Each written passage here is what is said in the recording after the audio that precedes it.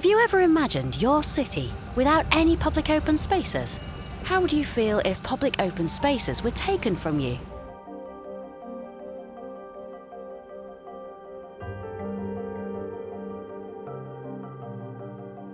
Women are part of our community, and women are more likely to feel unsafe when they are using public spaces. Some public open spaces, for example, are not accessible to different age groups or disabilities or gender or even identity.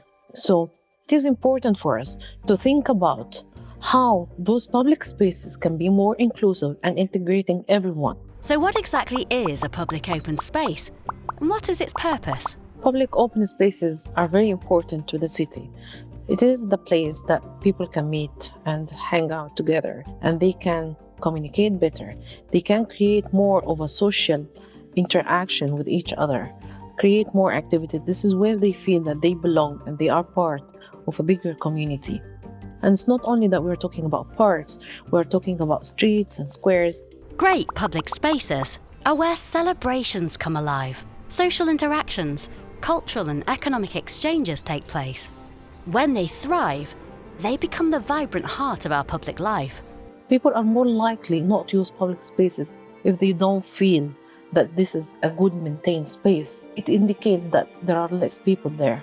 Safety is a very important element in placemaking and urban design. When you're thinking about public spaces, not just to think about the physical, tangible aspects, it's really important to think about the emotional and psychological aspect of how these affect individuals, and in particular, girls and women.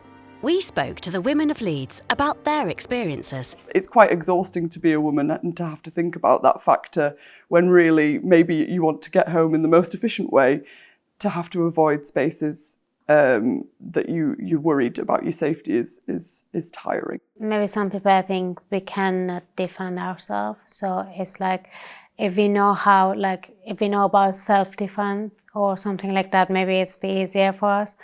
But maybe because of our gender, I think we're more in risk. The last time I felt uncomfortable was when I went to a friend's party in Roundhay and I got lost. And because the streets were unfamiliar, I felt, I wonder who and what is around here. امنیت عمومی خوبه. من توی این چند سال فقط یکی دو بار توی فروشگاه ها کیف منو زدند و متاسفانه پلیس هم که رپورت داد و اینا پیگیری کرد گفت هیچ دوربینی ثبت نکرده و من خیلی تعجب کردم چطوره که توی I may avoid an area that's dark or that I know has a higher crime rate or something, or where I've experienced things in the past. Do you ever assess your surroundings? Notice strangers, escape routes, or areas with poor visibility?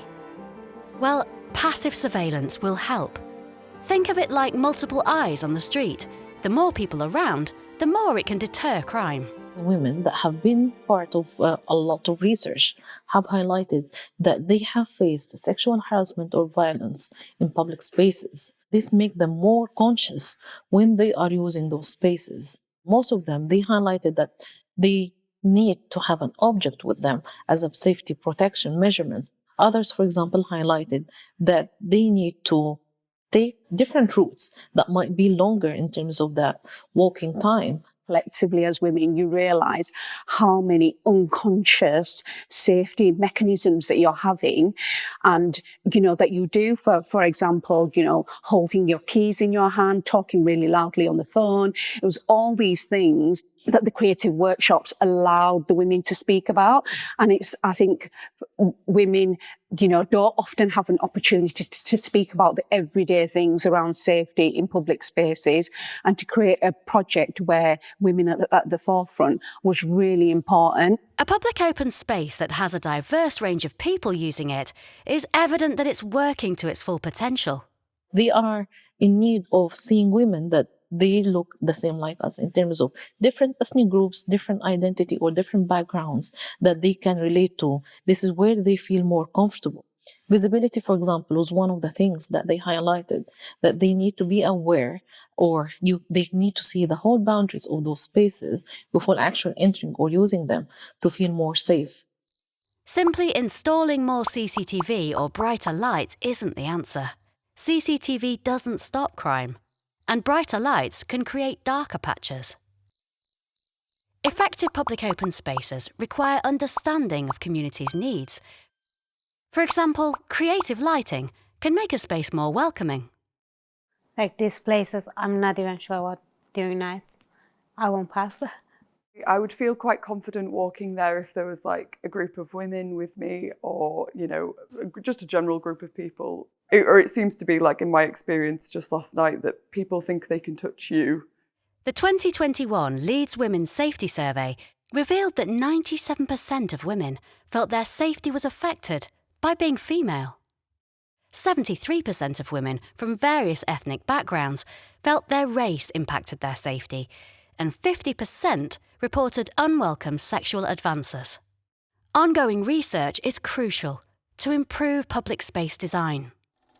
Historically, design choices often limited women's freedom.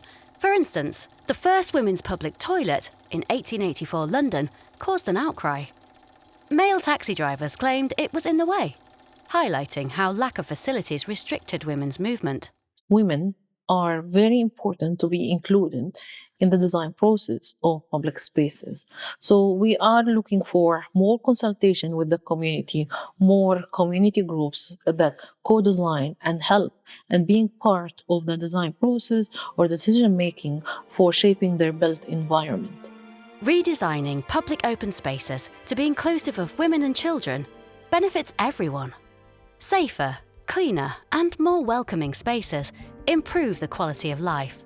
This was a start of a huge journey that have happened a couple of years ago when the mayor in Leeds, she decided that Leeds should be the first women-friendly Leeds in the city in the UK. So there have been a lot of projects actually start working on this, and women start to feel that they are part of this process and that they are empowered. So the continuation of those kind of initiatives are very important. To create inclusive public open spaces, we need everyone's voice. Get involved. Speak up. Let's build cities where everyone feels safe. It's really important that we get everybody's voices onto the table, and particularly in research, there's many underrepresented groups, and we were really pleased how we got such a variety of voices, from young women to older women to students to women that wouldn't necessarily take part in research, and part of that was having an interdisciplinary approach. Women should be there to help and participate in actually highlighting what are the needs for women to use public open spaces. That's why our voices matter.